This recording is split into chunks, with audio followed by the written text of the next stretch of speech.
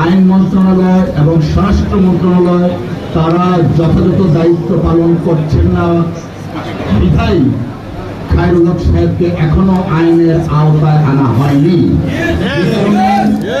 যে কারণে বাংলাদেশের আইনজীবী সমাজ হতাশ এবং ক্ষুব্ধ। আর তারই প্রেক্ষিতে আজকের এই সংবাদ সম্মেলন। আপনারা জানেন 5 আগস্টে শেখ হাসিনা পালানোর পর এদেশের আবার বৃদ্ধ বনিতার দাবি ছিল শেখ হাসিনার মতোই দোষী হচ্ছে খায়রুল হক।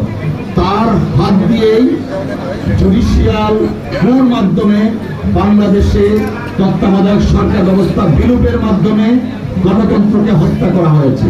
শেখ হাসিনা গণতন্ত্র হত্যার জন্য যেভাবে দায়ী, ঠিক তেমনি ভাবে খায়রুল হক সাহেব দায়ী। কিন্তু অত্যন্ত পরিতাপের বিষয়, আইন মন্ত্রণালয় এবং স্বরাষ্ট্র মন্ত্রণালয় এখন পর্যন্ত তাকে আইনের আওতায় আনার কোন ধরনের তারা কোনো পদক্ষেপ নেননি, যদিও খায়রুল হক সাহেবের বিরুদ্ধে মামলা দায়ের করা আছে।